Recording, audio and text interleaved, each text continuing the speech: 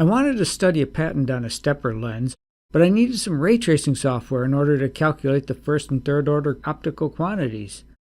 Without a current software license, I was left with no choice but to write my own program. This video is about this homemade ray trace software. At just over 300 lines of code, including a generous helping of comment lines, it's really neither long nor complex. Although limited in its capability, it does generate this visual ray trace and creates a file that lists system properties, clear aperture diameters, and third-order aberrations. An Excel file is used to input the lens prescription. Radius of curvature and the thickness, indices of refraction, and the Abbe numbers are all included in there, and the surfaces are listed in sequential order. The code was written in MatLab, and so it executes in the command window. The user inputs an entrance pupil diameter, an object height, a file name, and a wavelength, and out comes the ray trace. It's generated for 3 different fields. There are 5 different sections in this code. They do the ray trace and they calculate the aberrations and all of the system properties, effective focal length, f numbers, numerical apertures.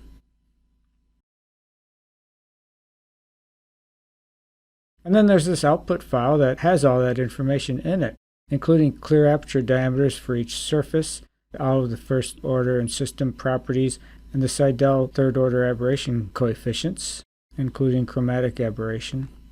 I benchmarked my code using the 6-element telephoto prime lens. I'll compare the homemade code's results with these ZMAX Optic Studio results that I screen captured while preparing an earlier video. After showing you some of these comparison results, I'll walk you through the code section by section. The code will read a prescription data table similar to the ZMAX lens data editor shown here. The surface curvatures, thicknesses, and materials are listed in sequential order, and these are the values of each that I'll be using in the benchmarking example. There are 5 different glass types in this particular design. Rather than using a complete data set for glass dispersion, my code relies only on the Abbe number. So just a warning that the chromatic aberration will only be an approximation. Both Optic Studio and the homemade code generate these system report files that list calculated physical and performance metrics. This allows a quick comparison between the outcomes of the 6-element telephoto lens in Optic Studio and the MatLab code. The effective focal length is agreed within about 2 millimeters, and that same 2 millimeters shows up in the back focal length and the total track length. The f numbers and numerical apertures agree very well, as does a radius that the program determines needs to be used for the aperture stop. The paraxial image height and paraxial magnification are close, as is the angular magnification. The location of the entrance pupil also comes out very close. The radius of the diffraction area disk is calculated in both codes and agrees, as does the Petzval radius, and the optical or Lagrange invariants are rather close. Distortion is computed as a percent in both softwares, and in ZMAX Optic Studio it's 2.218%, and this code gets 2.134%. Snell's law gives rise to the refraction equation, where u is the angle relative to the optical axis. A ray is transferred between 2 surfaces in a straight line, and a straight line is the second working equation.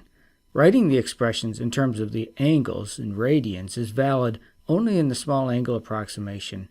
So I substituted tangent of u for u throughout the code for better accuracy at larger angles. You can see my video on paraxial ray tracing for more details about these equations. Although this program is written in MatLab, I wanted it to be intelligible to non-MatLab users, so I avoided some of the really powerful commands that MatLab has to reduce the length of code and make programming highly efficient. I figured everyone understands a for loop or a while loop and an if-else statement, regardless of their chosen programming language.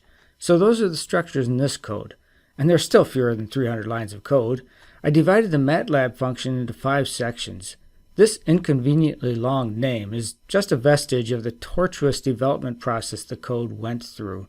Section 1 is used to gather information about the lens, organize it into an input file, and compute the surface powers. The tricky problem of the height where the chief ray strikes a surface is solved in Section 2. The rays are traced from object to image in Section 3. Third-order aberrations and chromatic aberrations are computed in Section 4. The rays are presented graphically in Section 5.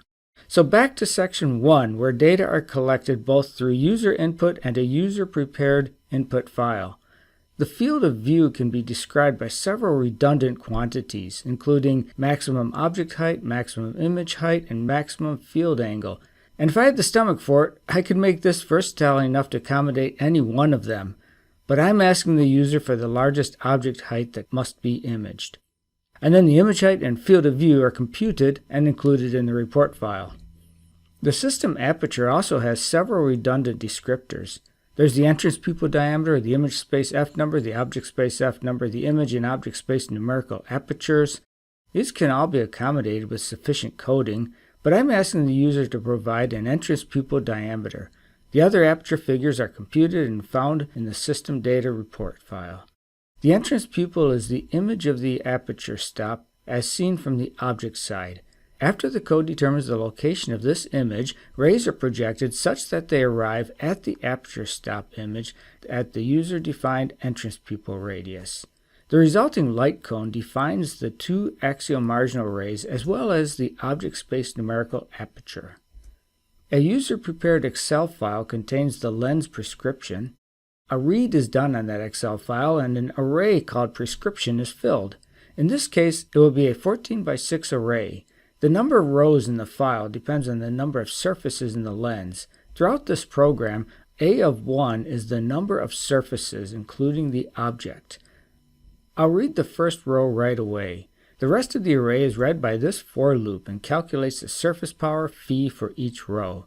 Calculating surface power wouldn't make any sense for the object surface, which is why the object surface is read before executing this for loop. One surface has to be identified as the aperture stop in the Excel file. It can be a single-sided diaphragm, as is the case in this example, or it can be a surface of a lens element. This is accomplished with a stop flag, which the user sets to 1 for the aperture stop. All other surfaces should have a stop flag set to 0. There are checks in place to ensure that one and only one surface is declared to be the stop. The main objective of Section 2 is determining the chief ray launch angle. The chief ray is launched from the tip of the object and arrives at the center of the aperture stop after being bent by the lens elements. What made it so hard to include aperture stops in my earlier YNU spreadsheets is the computational complexity of finding where the chief ray pierces the surfaces that are in front of the aperture stop. It's easy if the stop is in front of the first lens element. The chief ray always passes through the stop on the optical axis, but there's nothing to figure out about the chief ray height at the preceding surfaces when the stop is the first surface. This important first trace begins at the aperture stop, and a ray is extrapolated back toward the object. Repeat this ray trace for increasing angles. When a ray is finally traced that arrives at the known object height, then the chief ray has been found. Now the height that the chief ray pierces the first angle is known, as is the launch angle of the chief ray. This loop finds the chief ray pierce heights for all the field positions. I defined 3 field positions. Field position 1 is at the top of the object, field position 2 is at 70% of the maximum object height, and field position 3 is on axis. The chief ray pierce heights are trivial for the on-axis field because they're 0 at each surface. For the mid and full fields, the while loop traces the chief ray from the aperture stop, corresponding to I equal to big N, to the object, corresponding to I equal to 1, slowly increasing the angle at the aperture stop and testing to see if it has reached the top of the object, at which point done becomes true and the while loop terminates. With the full field chief ray launch angle known, the entrance pupil can now be located. The entrance pupil is the image of the aperture stop, and the chief ray passes through the center of the aperture stop. The image of the aperture stop, hence the entrance pupil location, is found by extrapolating the chief ray virtually, that is, without any bending, all the way to the optical axis. The half field of view angle comes from the right triangle with the first thickness from the input file as one edge, and the user-defined object height reduced by the chief ray pierce height as the other edge. The variable for entrance pupil location gives the distance from the object to the entrance pupil. The object side numerical aperture is the angle in radians subtended by the on-axis ray pencil. So it's also the angle of a right triangle, this one formed by the on-axis ray pencil with the entrance pupil location as one leg and half the entrance pupil diameter as the other. Although locating the chief ray pierce height was the trickiest part of the code, it's the ray trace that's the main event. This is the ray trace generated by Optics Studio. Rays are traced here from 3 different fields, on-axis 70% of full object height and full object height. In my program, these 3 fields are indicated with this index, OBJHT, object height. The first surface is indexed with I equal to 2. The last surface is indexed with I equal to A of 1, the number of rows in the input file. This is the ray trace generated by the MatLab code. These vertical red lines indicate the surfaces. 5 rays are drawn for each field, with K equal to 1 and 5 being the outer or marginal rays, and K equal to 3 being the central or chief ray for that field. Usually when I say chief ray, I'm referring to the K equals 3 ray in the far field, where OBJHT is equal to 1. The angle of each ray is indicated using the variable U, with the first index being the surface number, the second index is the ray number within the pencil, and the third is OBJHT, the field. For example, the angle shown here corresponds to surface 1, which is the object, ray 5, which is the top or marginal ray of the pencil, and OBJHT equal to 3, which is the on-axis field. This particular angle also happens to be the object side numerical aperture. So there are 3 nested for loops for the 3 indices I, K, and OBJHT. For each of the 3 fields, the 5 rays are cycled through by computing the ray pierce heights and exit angles at each surface. The primes in these purple equations indicate the angle, U prime, after passing through the surface, the distance, T prime, to the next surface, and the height, Y prime, at which a transferred ray arrives at the next surface. This section of code determines which ray is the farthest from the optical axis and uses that as the clear semi-diameter, or rather the clear radius. At each surface, either the on-axis field or the far field contains the ray that is farthest from the optical axis. This indexing in the for loop means to do the computation for K equal to 1, skip 4, and do it for K equal to 5. At any surface, the ray farthest from the optical axis will be one of these 2 outer rays. Now the ray trace is complete and stored in the array Y of I, K, OBJHT. Most of this page is MATLAB specific, so very briefly, an input Excel file had previously been entered and assigned to the character string file name. An output text file of the same name is now created. Throughout this video, whenever you see FID, it is directing whatever is contained in the fprintf command to this output file, beginning with the table header. Then the table is filled in with the prescription data and those clear apertures. The user-defined object height is written to the file. The chief ray height at the aperture stop should be 0. It's here for verification and written to the file. The chief ray angles at the image and object are measures of telecentricity. The smaller they are, the more telecentric it is. These 4 first-order numbers need to be known for any lens. The back focal length is the distance from the last glass surface to the focal point. To find it, a ray is brought in parallel to the optical axis. The incoming ray height, yp of 1, doesn't matter, but later we'll need to trace a parallel marginal ray, so let's use the clear semi-diameter of the first surface. By repeated use of the ray tracing equations, the parallel ray is traced all the way to the image surface, A of 1 plus 1. Use the ray height and angle that the ray emerges from the last surface to locate the focal point, and thus get a measure of the back focal length. The back focal length is the distance traveled by the same ray from the last optical surface to the optical axis. The total track length is the distance from the first optical surface, I equal to 2, to the image surface. This loop adds up all the distances to the last optical surface.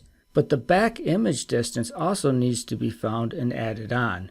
The 2 rays corresponding to K equal to 2 and 4 from the axial field point were selected to find the BID. They meet at the image. The straight line equations for these two rays are written and equated in the yellow equation. The BID is solved out of the yellow equation and then used to complete the total track length. Also, with the BID known, every ray is propagated from the last optical surface, I equal to A of n, to the image surface, yielding the entries to the ray pierce height array for the image surface, I equal to A of n plus 1. The effective focal length is the distance from the focal point, which was already found, to the rear principal plane, which is the location where the final marginal ray propagates back and meets the on-axis marginal ray. With its computation, the EFL is written to the file and the system F number can be computed.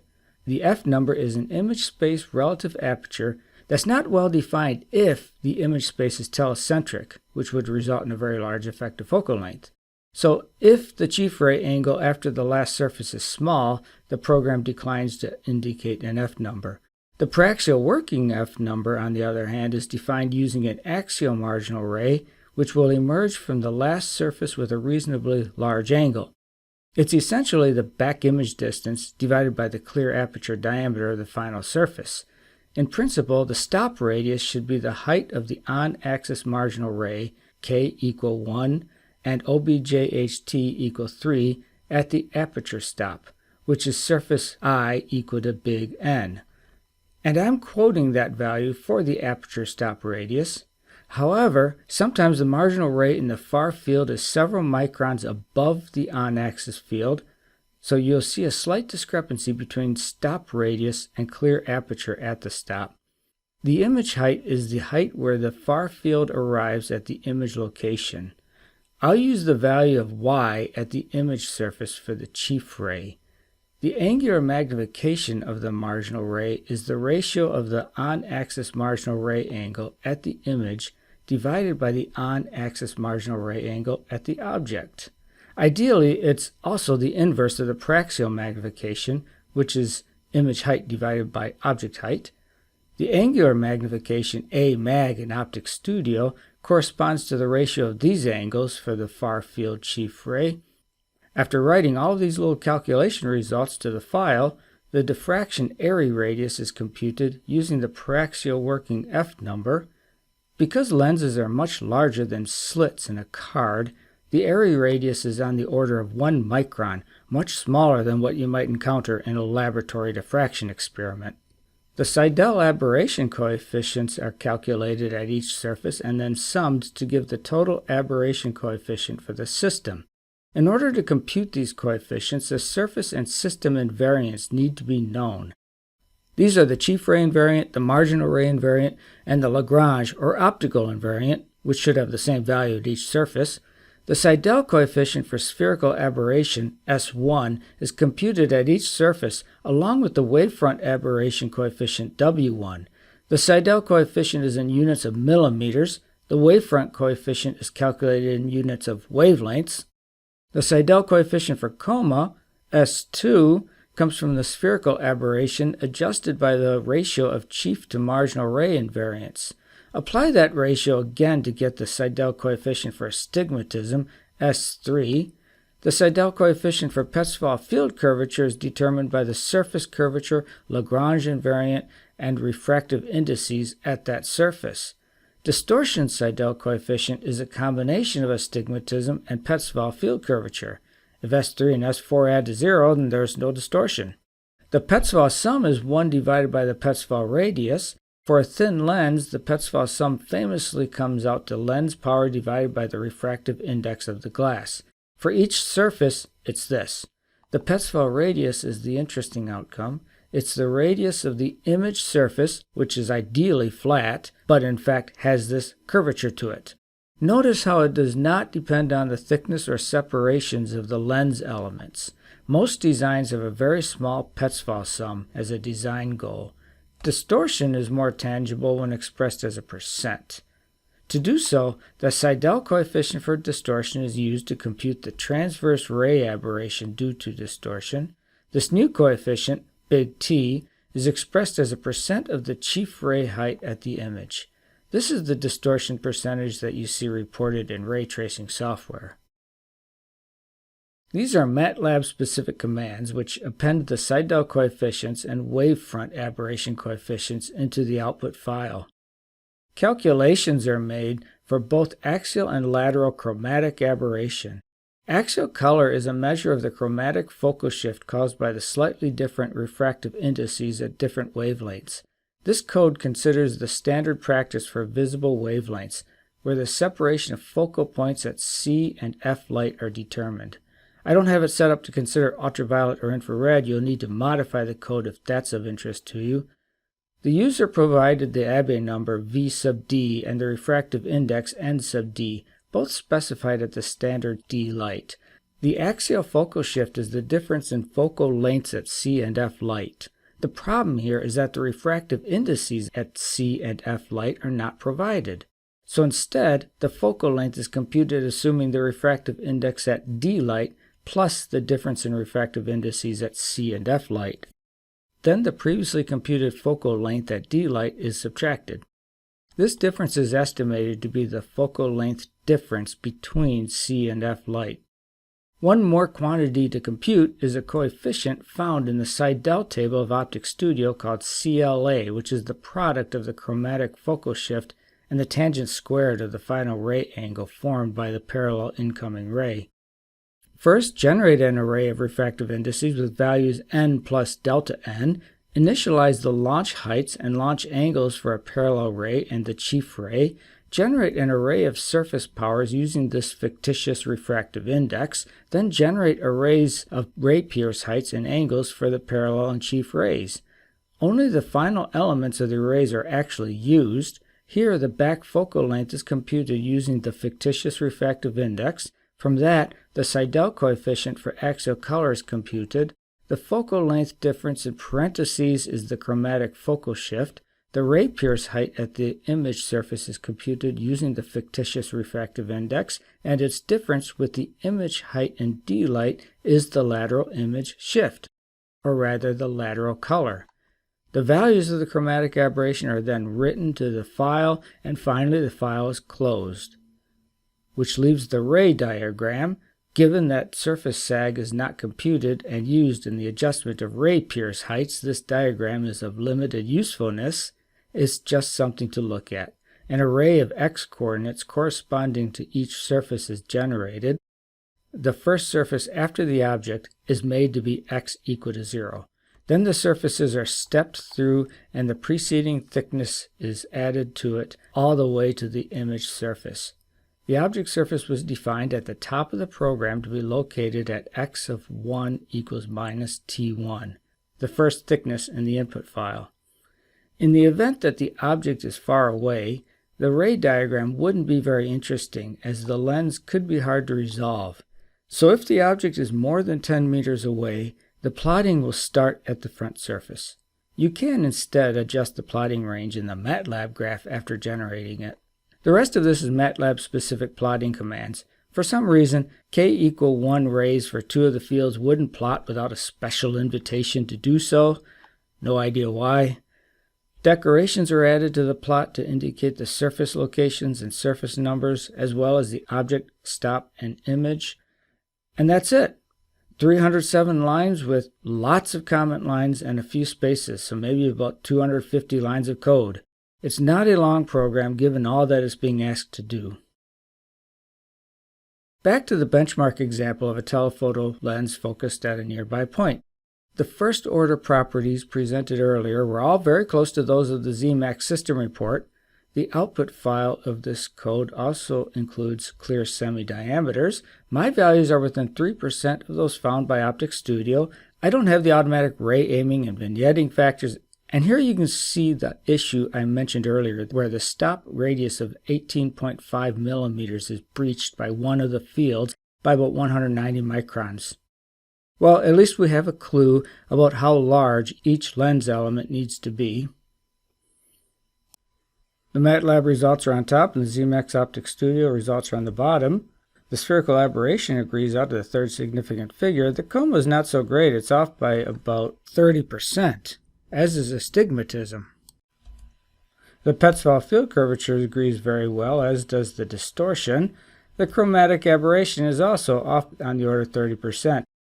So there's a little bit of discrepancy in a few of the Seidel aberration coefficients, but here's an interesting thing. I took the same model and I made a alternate embodiment. That is, I re-optimized the radii of curvatures and the lens separations, not changing anything else. So there's the same effective focal length and magnification.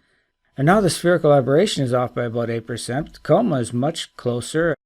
The astigmatism agrees very well. And the Petzval field curvature now has a small discrepancy, as does the distortion. The axial color is much closer now, minus 0.0112 versus minus 0.0139. The telephoto lens included 6 lens elements. I wanted to simplify to a benchmarking exercise with fewer surfaces because I expected better agreement with the aberrations, and that led me to this periscopic lens with only 2 elements. I'll run 2 cases, finite object distance with symmetric conjugates, which you see here, and infinite object distance, starting with the finite object distance case. I commented out the lines in the code that plots the intermediate field because it really doesn't contribute anything useful with a diagram like this that doesn't include the influence of ray aberrations, which slightly alters the ray pierce heights and X locations of those piercings. Everything agrees really perfectly well. The effective focal lengths are the same, the back focal lengths agree, the total track length is the same, and the F numbers and the numerical apertures agree. They get the same stop radius. The paraxial image height and the paraxial magnification agree well. The entrance pupil is in the same place. The angular magnification agrees. It's 1. It's a symmetric periscopic lens, after all.